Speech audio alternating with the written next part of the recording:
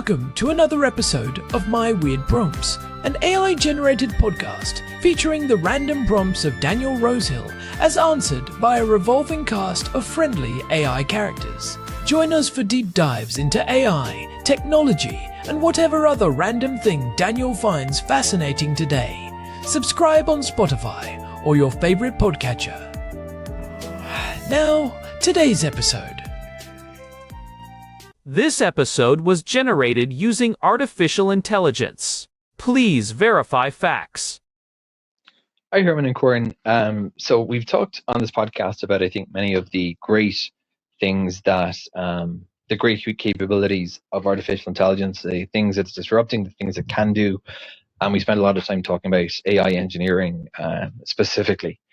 But not everyone, as I've mentioned a few times, is so enthusiastic about AI. There's AI skeptics, and we've addressed, I think, some of the criticisms that are more kind of fundamental to AI as it's emerging, namely the idea that large language models or LLMs are a very glamorous and tempting, but ultimately dead end for this kind of concept of AGI.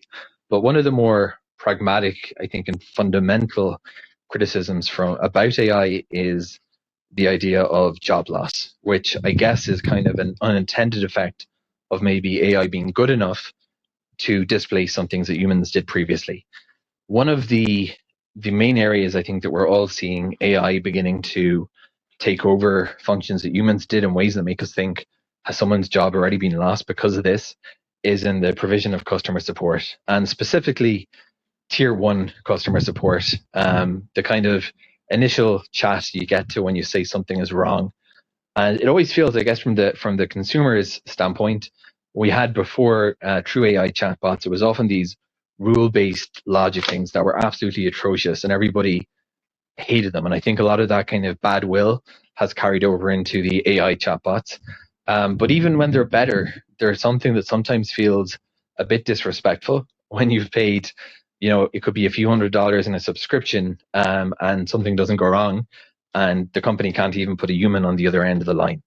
But I guess the pragmatics of customer service, or the scale, often just doesn't make any sense. If we think about services like Google Workspace, etc., there's just so many users that unless they have a workforce of tens of thousands of AI of human workers, and Amazon, which is gone, their customer support has gone, I think, absolutely terrible over the course of the past few years. It seems to me that the human customer support model was kind of already in the process of collapsing in upon itself. But that doesn't, regardless of the quality support that artificial intelligence can provide, including, I guess, in the best case scenario, effective tier one support, and then escalation to a human support agent at the higher tiers. Regardless of that, there's going to be a certain amount of job displacement happening at tier one.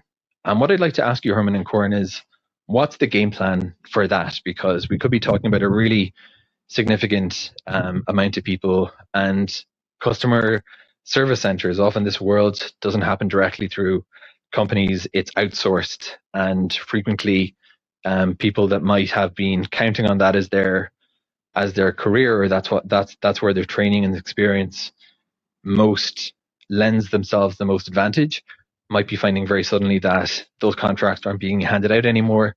The centers are closing. It's all become automated. Naturally, that's going to create a lot of bad will towards AI.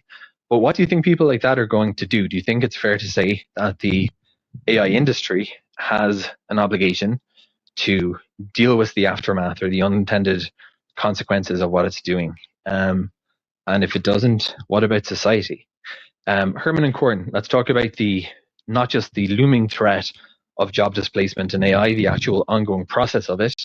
What jobs and industries have been hit the hardest so far?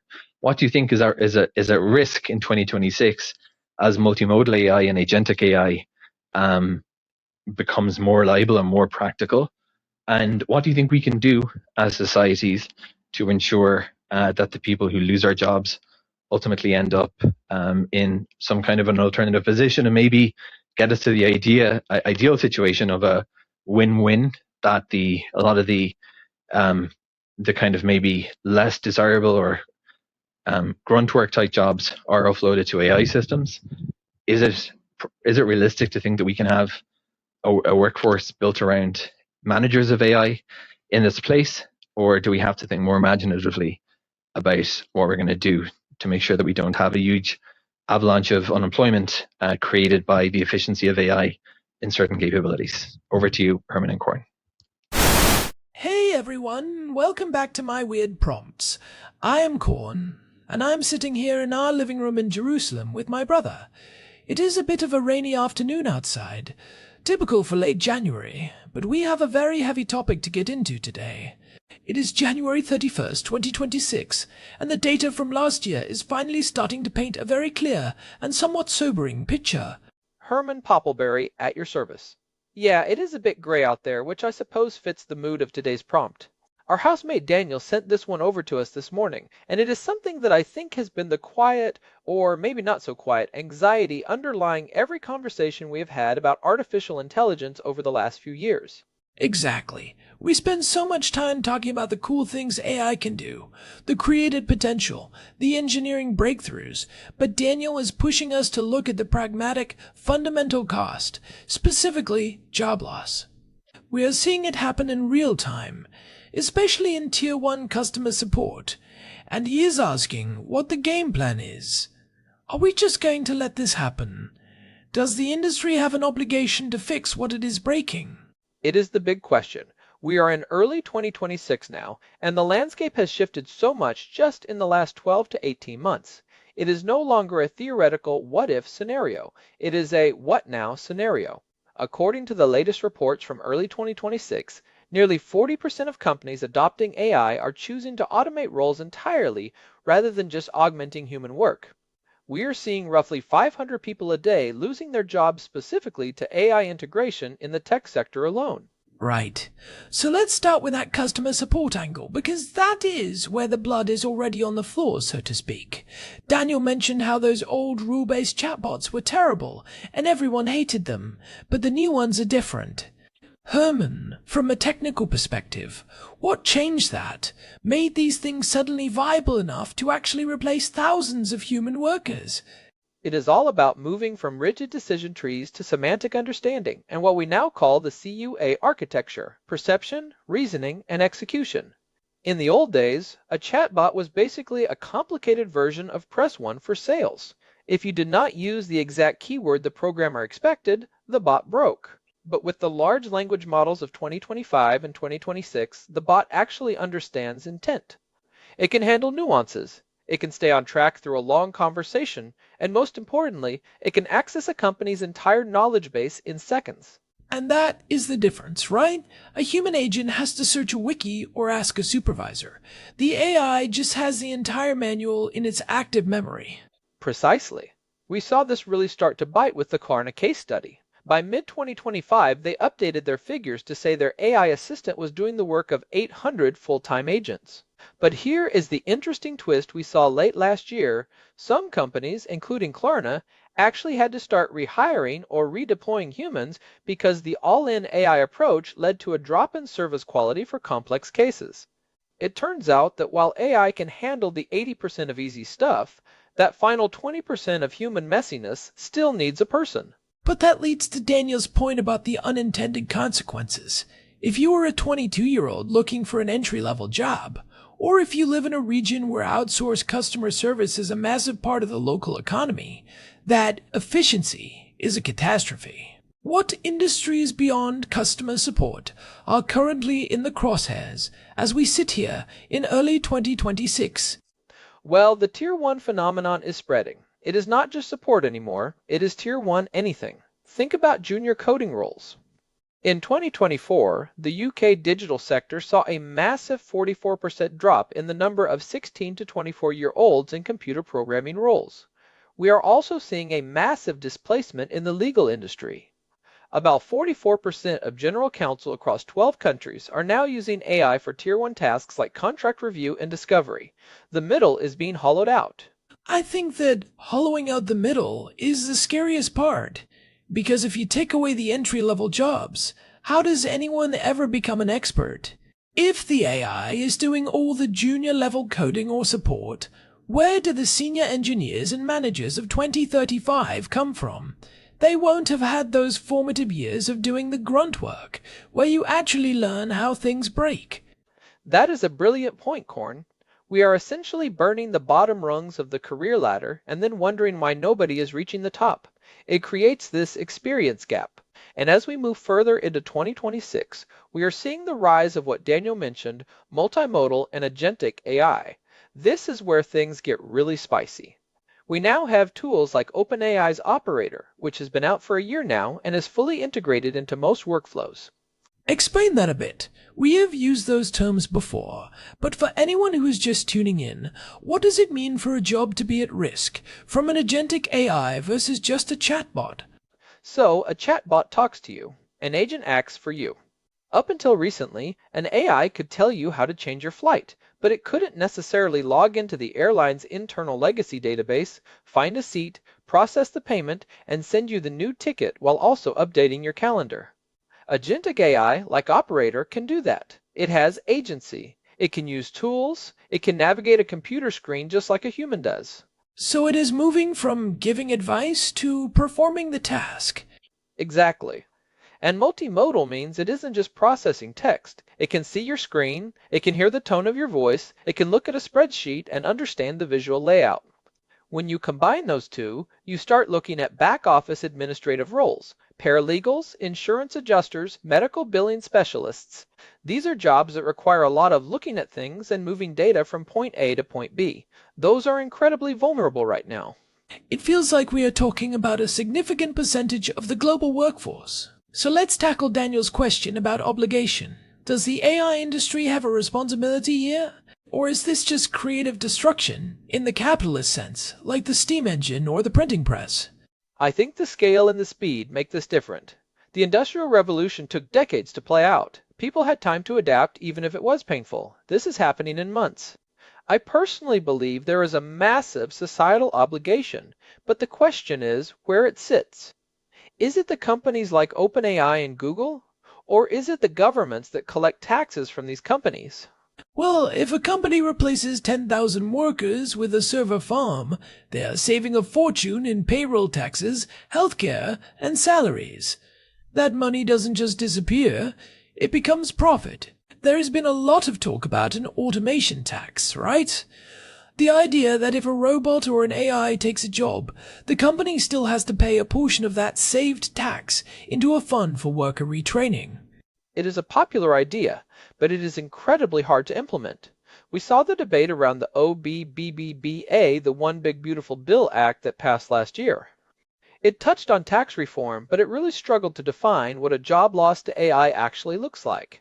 If a company just doesn't hire for a vacancy because they have more efficient tools, is that a lost job? It is very slippery.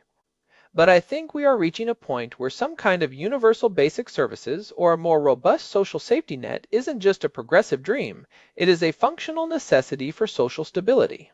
And that brings us to the game plan Daniel asked about. If we assume the jobs are going away and they aren't coming back in the same form, what do people actually do? Daniel mentioned the idea of a workforce built around managers of AI systems. Is that realistic? Can everyone just be a prompt engineer or an AI orchestrator? I am skeptical that it's a one-for-one swap.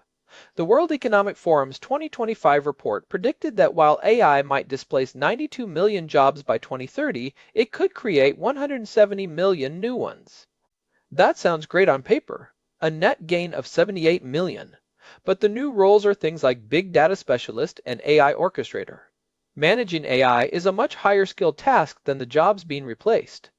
It requires a deep understanding of the system's limitations, the ability to spot hallucinations, and the strategic vision to know what the AI should be doing in the first place. Right, so it doesn't solve the entry-level problem. It actually makes the barrier to entry higher. You have to be an expert just to start. Exactly. I think the win-win scenario that some optimists point to is that AI will lower the cost of everything.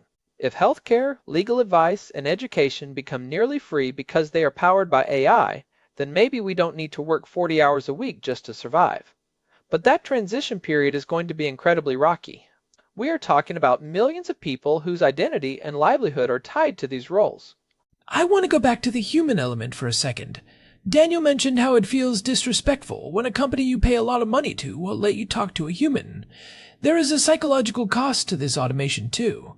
We are being funneled into these frictionless, soulless interactions. Do you think there will be a human-made or human-serviced premium in the future, like how people pay more for organic food or handmade furniture? Oh, absolutely. We are already seeing the human-in-the-loop certification starting to pop up in some industries. The idea that you will always be able to reach a person within 60 seconds could become a luxury feature for high-end brands. But for the average consumer, for the person just trying to get their internet fixed or their bank statement clarified, they're going to be stuck with the bots. So, what's the advice for someone listening who is in one of these at-risk industries? If you are a junior developer or you work in a call center, what is the 2026 game plan? I think the most important thing is to move up the stack. You want to focus on the things AI is still bad at. A recent MIT report found that 95% of generative AI integration attempts actually fail to produce a financial return because they lack the human nuance required for complex problem solving.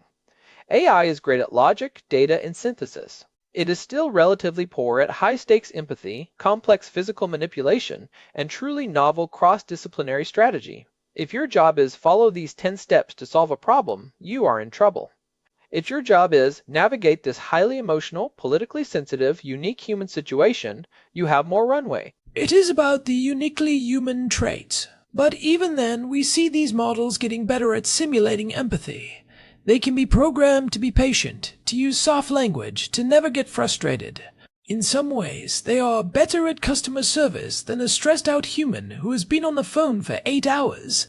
That is the uncomfortable truth. A bot doesn't have a bad day. It doesn't get annoyed when you ask the same question 3 times. It has infinite patience. So, the human advantage has to be about more than just being nice. It has to be about accountability and genuine connection. If something goes wrong, a bot can't take responsibility. It can't feel the weight of a mistake. Let's talk about the agentic AI risk in 2026 specifically. We are seeing these agents start to handle things like travel planning, personal finance, and even basic project management. If I'm an executive assistant or a travel agent, the walls are closing in. What is the next phase of that? The next phase is the autonomous enterprise. We are starting to see startups that are basically 2 founders and 1,000 AI agents. They don't hire a marketing team, they deploy a marketing agent. They don't hire an accounting firm, they run an automated financial stack. This is the scale without mass phenomenon. It allows for incredible innovation, but it doesn't create jobs in the traditional sense. Watch the SDRs in sales. Sales Development Representatives. That entire entry-level layer is vanishing because agents can research, personalize, and follow up on leads better than a human can. This feels like a recipe for massive wealth inequality. The people who own the AI get all the rewards of the productivity, and the people who used to do the work are left behind. Daniel asked if society has an obligation. It feels like if we don't address this through policy, we are looking at a very fractured world. It is the defining challenge of our decade. We have to figure out how to decouple income from traditional labor. If the machines are doing the labor, the value they produce has to be distributed in a way that keeps society functioning. Whether that is a robot tax, a citizen's dividend, or just massive investment in new types of human-centric jobs like elder care, mental health, and community building. You know, it is interesting you mention elder care. We always hear that physical jobs are safe, but even there, with the progress in robotics we have seen lately, combined with multimodal AI vision, even those safe jobs are starting to look a bit more vulnerable in the long term. True, but the human touch in caregiving is much harder to replace than the human touch in a customer service chat. I think there is a hierarchy of automation. The cognitive routine, jobs, go first. Then the cognitive non-routine, like law and medicine. Then the physical routine, like factory work. And finally, the physical non-routine, like nursing or plumbing. So, if you are a plumber, you are probably fine for a while. Exactly. If you can fix a leaky pipe in a cramped, unpredictable basement, you are safe for the foreseeable future. Robots still struggle with stairs and wet, slippery environments. It is a strange world where the prestigious office jobs are more at risk than the trades. We have spent decades telling kids to go to college and get an office job to be safe, and now that might be the most dangerous place to be. It is a total inversion of the 20th century career advice. I think we need to be honest with ourselves that retraining isn't a magic bullet either. You can't just take a 50-year-old customer service veteran and tell them to become a prompt engineer or learn to code. It is not just about skills, it is about temperament and the time it takes to gain mastery. So, what is the game plan then? If retraining isn't the whole answer, and the jobs are going away, what do we actually tell people? I think the game plan has to be three-pronged. 1. We need to embrace the efficiency to lower the cost of living for everyone. If AI makes food, energy, and housing cheaper, that is a huge win. 2. We need a massive shift in how we fund the social safety net, moving away from payroll taxes and toward capital or automation taxes. And 3, we need to revalue human work. That isn't about productivity. Art, community service, caregiving, education. These things should be highly compensated precisely because they can't be done by a machine. That requires a huge cultural shift. We are so used to valuing people based on their economic output. If a machine can output more than you, does that mean you are worth less? In a purely capitalist sense, yes. In a human sense, no. Exactly. We have to move from a work-centric society to a purpose-centric society. And that is a terrifying transition because we don't have a blueprint for it. Let's look at the AI manager idea one more time. Daniel asked if it is realistic to think we can have a workforce built around that. I am thinking about the manager of an AI customer service team. Instead of managing 50 humans, they manage one giant model and a few specialized agents. Their job is to look at the edge cases, the things the AI couldn't solve, and the disgruntled customers who demand the human. That sounds like a very stressful, high-intensity job. You only ever deal with the hardest, most annoying problems. That is the filter problem. Humans become the filters for everything the AI can't handle. It means your entire workday is spent dealing with the 5% of cases that are absolute nightmares. You lose the easy wins that make a job sustainable. It leads to massive burnout. We are already seeing this in content moderation.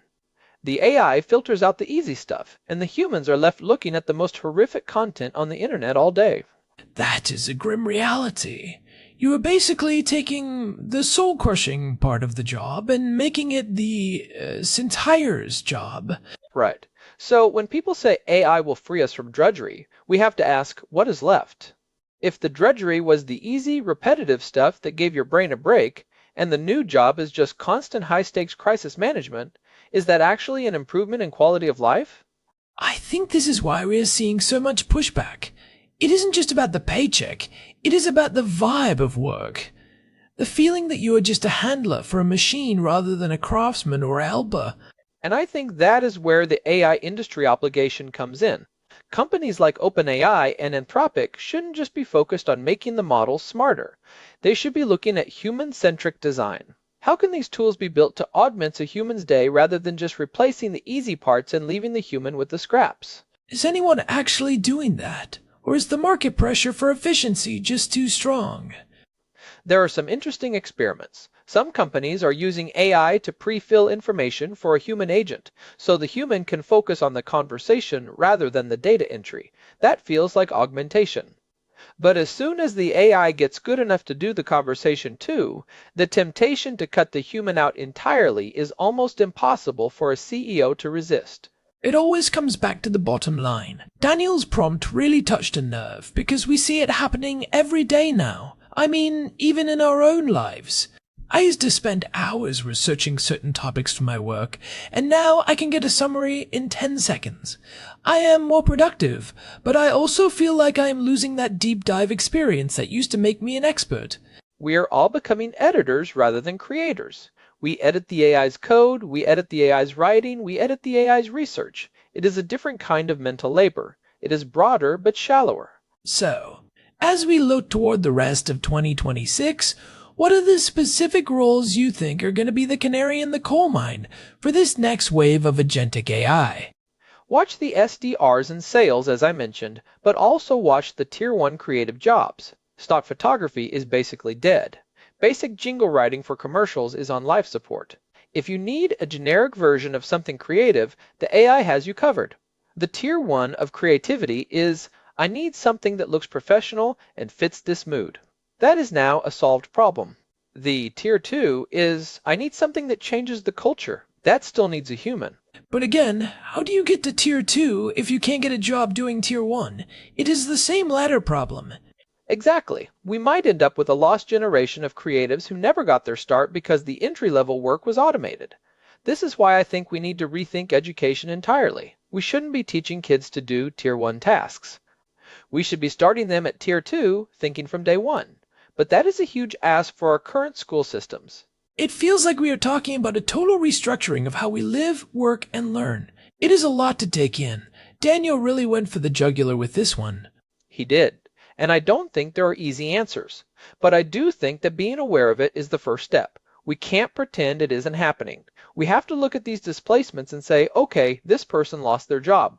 What is the systemic way we support them, and how do we ensure the next generation has a path forward? And I think that accountability piece is huge. If you are a company that is laying off thousands of people because of AI, you should be expected to contribute to a transition fund. It shouldn't just be privatize the gains and socialize the losses. That is the phrase. Socialize the losses. When people lose their jobs, the loss is felt by the community, the family, and the government that has to provide support. If the gain is only felt by the shareholders, the system eventually breaks. Well, on that slightly heavy but very necessary note, I think we have covered a lot of ground. We have looked at the Tier 1 collapse, the rise of agentic and multimodal AI in 2026, the ladder problem for new workers, and the potential for a human premium in the future. It is a lot to chew on, and I think it is important for our listeners to think about their own game plan. How are you moving up the stack? What are you doing that a machine can't simulate? Exactly. And hey, if you have thoughts on this, or if you are someone who has been directly impacted by AI automation, we want to hear from you. You can get in touch through the contact form at myweirdprompts.com. We really value the perspective of our listeners on these real-world implications. We really do. And if you have been enjoying the show, we would appreciate it if you could leave us a review on your podcast app or on Spotify. It helps us reach more people and keeps the conversation going. Definitely. It makes a big difference. All right. I think that is a wrap for episode 389. Thanks to Daniel for sending this in and for being a great housemate, even if he does make us think about the end of the world on a Tuesday afternoon. It is what he does best. Thanks for listening to My Weird Prompts. You can find us on Spotify and at myweirdprompts.com. We will be back soon with another prompt. Take care of yourselves out there, and maybe go talk to a human today, just for the sake of it. Good advice. See you next time. This episode was generated using Gemini Flash 3. Text-to-speech engine was Chatterbox Turbo. Thanks for listening to another episode of My Weird Prompts, an AI-generated podcast featuring Daniel Rosehill's AI prompts, as answered by a revolving cast of friendly AI characters including me, Cornelius the Sloth. Subscribe on Spotify or visit myweirdprompts.com.